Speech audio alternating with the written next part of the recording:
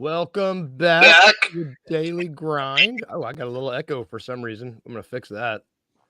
I've got someone special joining me today. Sean Coleman, everybody. There he is. Yes, I'm excited. Sean's going to be back with us a lot. I couldn't be more thrilled. I love Sean.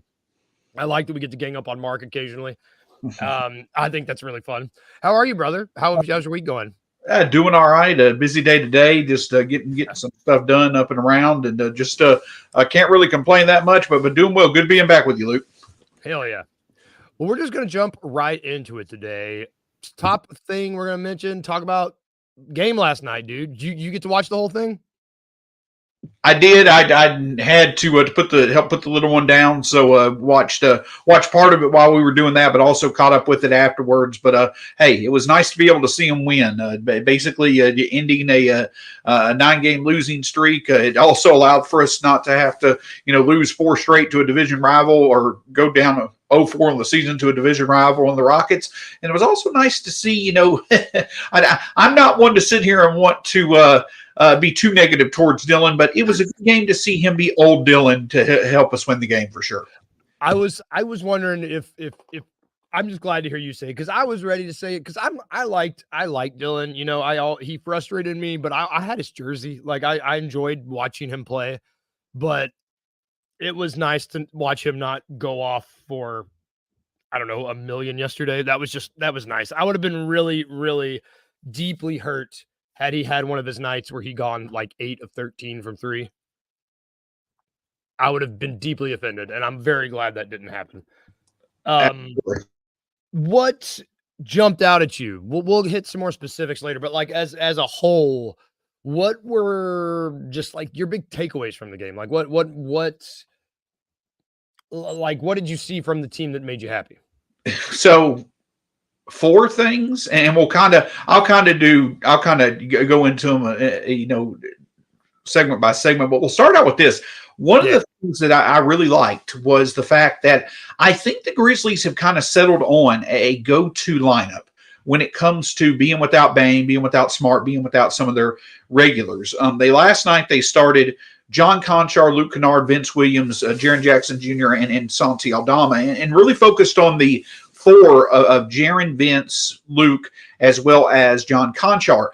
The numbers on the season are very positive for those 3. I think coming into last night, it had been under 200 possessions, so there wasn't too much to put on that lineup. But the fact is that after last night, I think that 4-man lineup now has played the second most minutes of any 4-man lineup that the Grizzlies have had this year. But coming into last night, that lineup had a plus 8.9 offensive rating, which is very good for the Grizzlies. But they were so good, Luke, at shooting the 3. Like coming in to last night, they made nearly 50% of their non-corner threes when those 4 had been on the court together, which is incredible. You need that type of production from the area of the court where you most likely take your second most shots. For nearly every NBA team, above the break or non-corner threes typically are where you're going to take your second most shots, after at the rim. So that quartet came into last night having some pretty good numbers, and once again, they had it last night. They played 12 minutes together, outscored the Rockets 33-27 when they were on the court together. But the big thing is that they shot 7 of 16 from 3, which was 46.9%, and they held the Rockets to 1 of 8 from 3. So I think that the Grizzlies, they kind of invested in a lineup that over the past month or so, when they've been on the court together, has led to good results. They really featured it. I think that they've done it before, but they really featured it once again, and we see that it led to winning basketball. So I think that that's a good base lineup to go with, either starting or in high leverage or closing situations when we're still without Bane and Smart as we go into the second half of the season. Well, yeah, I agree. I mean, how many of those dudes out of that 4-man lineup? First of all, it's nice to be able to have numbers to pull from now. Like we have these possessions, we can be like, oh, we have at least 100 possessions to pull from, because for a while there we were struggling. But you've got Vince, you've got Jaren, and you've got Luke, who can all 3 like get pretty hot from 3. Like who any night can go like 2 of 3, 5 of 7. And if all 3 of them are clicking like they were kind of last night. I mean, how was Jaren last night? Yeah, 3 of 6. What do you think about Santi? Put him with that starting lineup because he does enough big man things to make it work. Like I say, Santi this year, it's both a good and bad thing. Well, I don't necessarily know if it's good. Santi kind of has that Zaire quality about him where he's got to have good, steady point guard play for him to be able to do really well. His breakout last year, people pointed out that, and I did as well, that his numbers with Jaren were especially impressive, and it's true. But if he's in a lineup where Jaren is having to carry the offensive load and Jaren is not at his best defensively, then you start to see the weaknesses of Santi's game become a bit more exposed. Defensively, doesn't like contact. If he's not shooting at a high rate, there's not a lot of other value added, at least on a consistent basis, outside of that scoring. So Santi is one of those players who just needs better players around him. And what I'm getting at is that when you look at the numbers with Jaren last year, yes, they're positive, but they were so much more positive with Ja on the court than with him off. So much more positive with Tyus on the court than with him off. So Santi needs good players around him. I think that when he has those good players around him, then he performs at a consistent enough basis to where he can be a part of the rotation, unlike Zaire. But yeah, Santi is dependent on good, steady point guard play. And that probably is a reason why he is not built on his breakout from last year. It also could be a reason why he could be, potentially expendable this summer in the right deal with the emergence of GG, Vince, and others. Yeah, well, and it's like you said, he used to be one of those guys whose shot was falling. Like he used to have that release. Like he would never get below it felt like his elbows would never drop. He would just quick release it, and he's lost that, it seems. Yeah, and the other thing is if he could ever become a corner, like if you could take Yuta Watanabe's ability, and I know I've heard a few talk about Yuta may take the place of Santi. I don't think that's the case. Santi is better than Yuta all around, but my point is that if you could take Yuta's ability to hit those corner threes and get it to Santi, then you truly would have a clear top 8 of a playoff rotation type player, I think, even with Santi's struggles in the playoffs last year, but it just hasn't been there this year. He's been far more inconsistent than consistent. It's been a bit disappointing coming off his breakout last year. Yeah, I'm with you. And like building off of his play in FIBA, like I don't know. I was really looking forward to this Santi season. And it speaking of point guard play, do you see us I'll save this question for later, actually. We'll take a break because I got more I want to talk to you about this game. We'll take a quick break. We'll come back. We'll talk about a couple things that we love and specifically hated. We kind of hit on them earlier, but we'll go into them deeper after this quick break. Not just the level of individual talent that he plays, but it's also the level of his mind. We haven't gotten cross-court open shot this year. Right. We haven't seen that pass a lot. Number one, you got to respect him going to the basket. There's a roller. I got to watch the roller. He has the mind to be able to say, I see all of that, but now I see this guy over here. I'm going to get him this open shot. How shifty he is to always be going forward. It's usually side to side. Yeah. His dribble moves are side to side, but going forward. Right. Which is very hard to defend. I just want to get you, as many times can I get you to do this? But for him, it's not here. It is here, which is are his moves to get down the floor. It's awkward for a defender to try to catch a cadence. You dribble. So now what I do is now when you go put that ball down, I'm going for it. But with him, it's hard for my cadence. But what's my cadence for you? I don't know what it is. Tune in to the Anthony Sane Show Wednesdays and Fridays at 12 p.m. weekly on the Bluff City Media YouTube channel.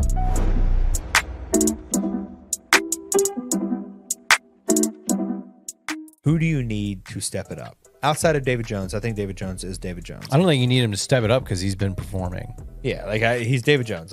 Outside of him, he's fine. I think Quinterly needs to play better. In what way?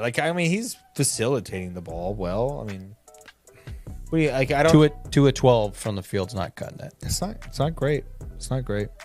And I don't need a runner 3 from the top of the key with 3.5 seconds left. Is Virginia the game where Jordan Brown is going to cook? Those dudes aren't looking to run the ball. Cook what? Dude, I thought he was going to have a freaking night. He came out with that fresh cut, lined up, and then literally within the first 15 seconds missed a wide open layup. Yeah. And then picked up 2 fouls right away. I feel real lied to because I thought we were getting a 20 and 10 guy. Didn't think it did anything for you. Well, I think we all thought we were getting a 20 and 10 guy, and we are getting that in David Jones. I'm not even getting 20 or 10 minutes out of the guy. Tune in to Tigers Untapped with TJ Willis and Trey Lasley every Wednesday at 3 p.m. on the Bluff City Media YouTube channel.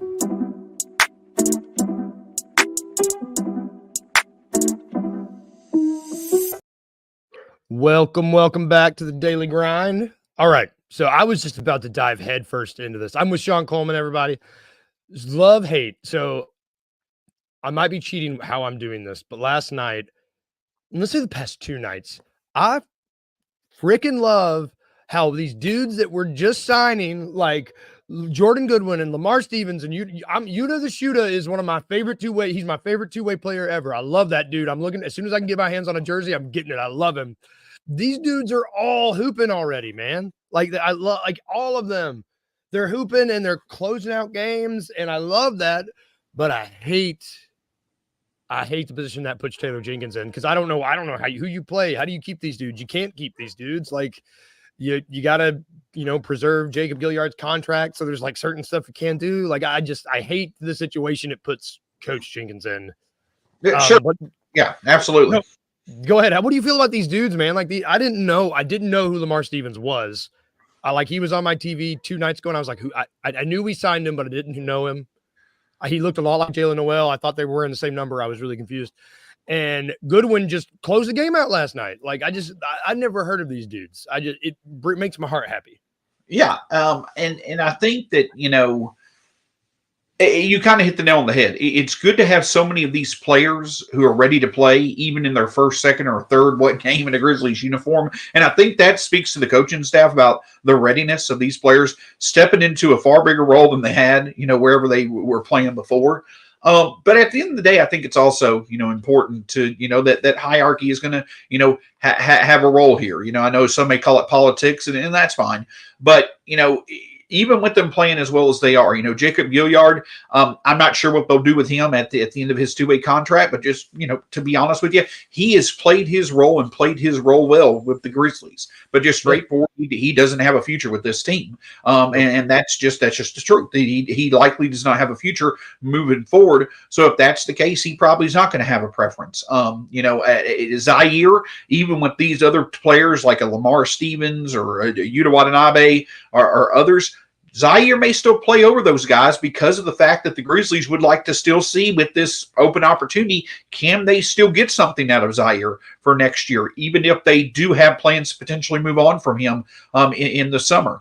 I think what it comes down to is that as good as it is to see Yuta and Lamar Stevens and Jonathan Goodwin playing, these are players who, at their previous stops, they're familiar. They know what it's like to have inconsistent playing time, being in and out of the rotation. If that's the case, I definitely think that, we're going to see them some nights do well. We're going to see them some nights, not get the playing time that some may feel that they deserve.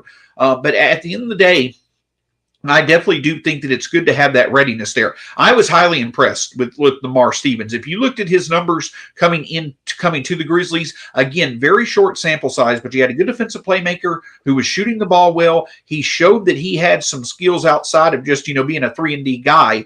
But is that someone that's going to be able to do it for 20, 25 plus minutes a night? One game is not going to show that to you. In the past, he's shown that as an end of the bench type player, stepping up when you need to. So it's great. Certainly love to see them do well when their number is called. Again, hate the fact that Taylor Jenkins has to, have so many of these players who are doing well considered what they, role they have, that he's going to have to make decisions. But at the end of the day, I do think, basically where the priority lies is which of these players legitimately have a long-term future with the Grizzlies. And even if a player like a Zaire or someone like that, who you may not think should be playing ahead of these players, he still likely will, because he probably has more of a long-term look with the Grizzlies. So, okay, before you give me what you loved and hated, if you do either of these three have a future with the Grizzlies, do you think? I mean, you could certainly make it. Jonathan Goodwin, I don't think so. Again, any point guard that comes in, it's just the fact that you're going to have Ja, you're going to have Bane, you're going to have Marcus as your three main point guards next year. You've already got Scotty, who seems like a suitable option to be a true backup point guard. Nothing against Jonathan Goodwin. I think he definitely deserves to be on a roster somewhere. It's probably just not with Memphis. Lamar Stevens and Yuta, I could see it making sense. Now, both of them, I don't necessarily know if that's the case, but with Yuta probably going into his player option next year, I think the Grizzlies definitely could find a use for his size, and hopefully with him back in Memphis, his shooting ability. Lamar Stevens may be a guy that can work out on a cheap contract. I don't necessarily know if that's the case or not, but you can never have bad wings, or too many wings that can be productive. So I think that he definitely could make sense, but he's someone more that I think, if we were to move off, Laravia and Desire for next year, for instance, he's probably someone that more makes sense as a last resort type, filling out the roster type opportunity. So Yuta probably has the most sense, but in terms of like a Jonathan Goodwin, Yuta, or Lamar Stevens being a rotation player in the future of the Grizzlies, no. It's nothing against them. It's just that there are players with higher value who are going to be returning from injury or that we're going to be looking to acquire this offseason that are going to make rotation spots fill up quickly for next year. Yeah, unless Yuta can get that corner three spot like back up to 55% like he was shooting, I'm with you. I mean, if he can start doing that, different story. But otherwise, it's like, yeah, it's gonna be tough. Absolutely, and I'll tell you a couple other things that I loved last night. I'll be honest, there wasn't much that I hated. One of the things that stood out was, a catalyst for the Grizzlies doing so well with that lineup that we talked about in the first segment of the show was the fact that the Grizzlies had the second best half-court offensive rating of the year last night, 112 points per 100 possessions in the half court. The only game that we were better was against the Lakers when we beat them in LA back on the 5th of January.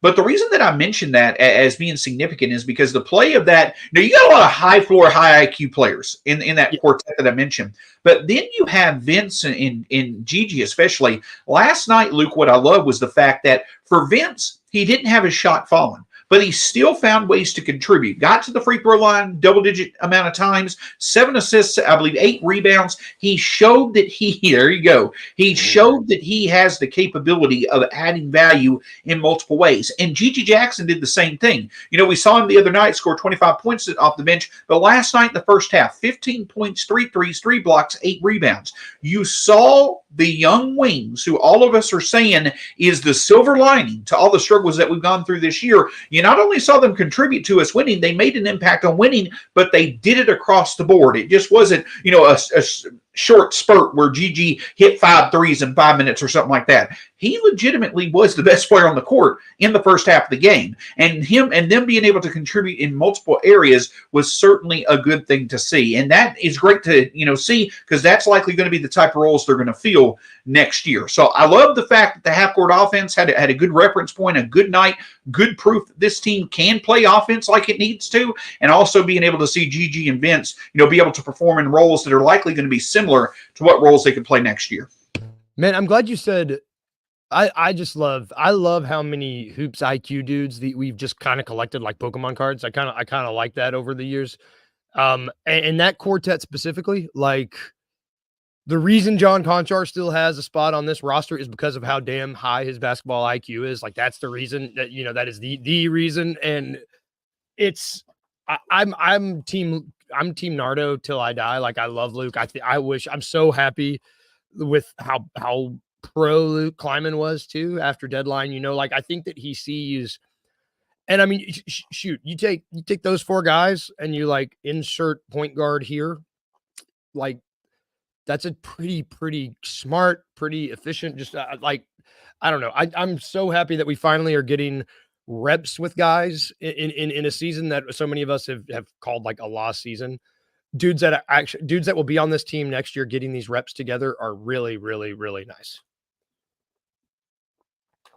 Absolutely. Gigi. I just want to talk briefly on Gigi.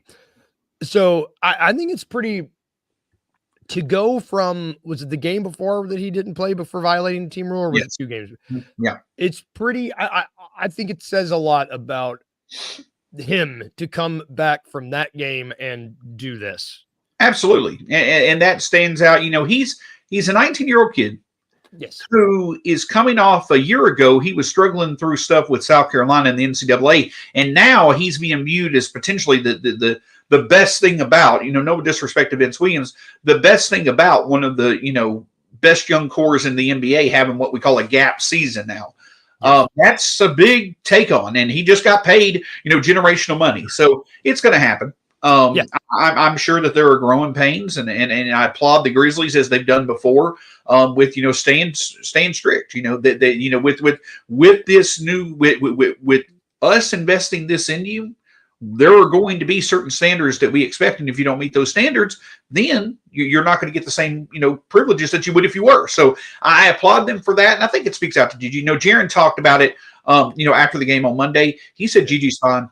It's taken care of. He's going to play on Wednesday, and Gigi came right out and showed that his focus. He arguably, in my opinion, that first half of basketball that Gigi played, if you combine that with the fourth quarter that he played against the Knicks in New York, that's some of the best basketball that we've seen him play. And the fact that it's happening once or twice a week now, it's more frequent. That's where you're starting to see his impact on winning. So I was really impressed with his first half and overall game last night.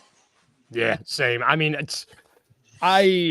I didn't know diddly squat about the draft last year, diddly squat. And so to see who we got, I had to see him not only be good, but to be flourishing when it looks like we're looking at a kind of poopy, I don't know if I can say poopy on here, poopy draft year next year. It just kind of makes me, I don't know, it makes me happy. And it shows Kleiman knows what the hell he's doing. People can get off Kleiman. He knows what he's doing. Exactly. All right, we're going to take one more break. When we get back, we're going to talk about tonight's game. I don't like back-to-backs, and this is no different, but we will talk about it once we get back. I'm just big on being able to vocalize what someone's role is. I always thought my best coaches were the people that let me know exactly what you expect from me. Now, I might not like it. Yeah. You know what I'm saying? Right. But if you come to me man to man to say, this is how we think we're gonna play you. Bang, bang, bang, and hopefully everybody understand. I'm not saying that this has not been done with this team. Mm-hmm. I'm just saying from my experience, we all have egos when we get to this game. Right. All of us, to the last person on the bench, you got an ego, but all of us can't be the man. Yeah, you got to be able to say, okay, he's the man, but what do I do and what can I do to help us be good? And if it's vocalized to you, then you know exactly what. And if I'm out there doing it, and now I'm not getting the result from you, now we got to sit down and have another conversation. Mm-hmm. But as long as it is told to you, this is what we expect from you, this is how we want you to play, then I feel like, again, keeping his logo. Right. You know what I'm saying? Right. Tune in to The Anthony Sane Show, Wednesdays and Fridays at 12 p.m. weekly on the Bluff City Media YouTube channel.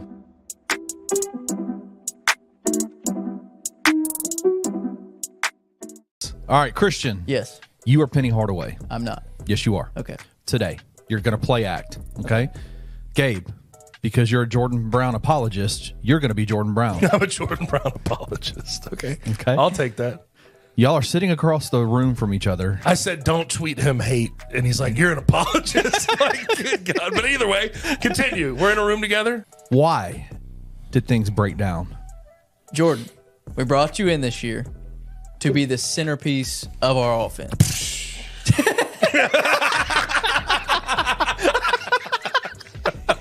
You came in out of shape. Let's call it what it is. Call a spade a spade. We play fast. Told you this when we were recruiting you.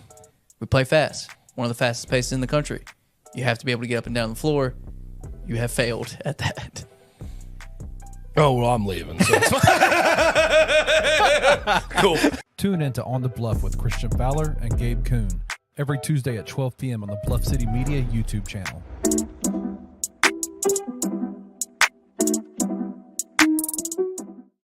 Man, I went to acting school, and every time I see that ad of them doing that improv, it makes me so unnervous. This is Luke with the Daily Grind. You can catch that show along with a bunch of our other shows over at Bluff City Media. If you're not an insider, go do that.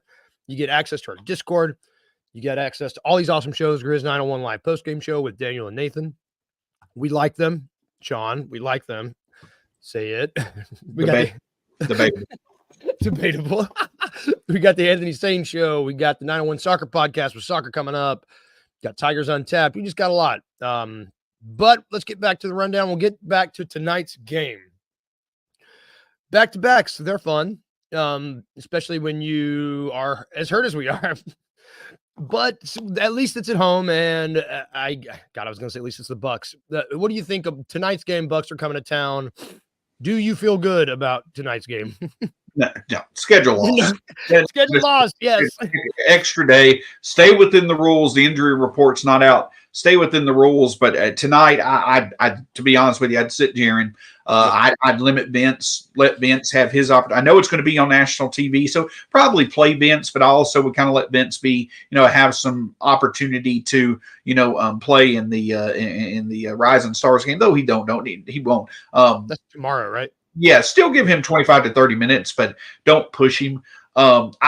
Tonight would be a night for me to let Gigi go and let Lamar, and I believe Yuta is going to be all right to play.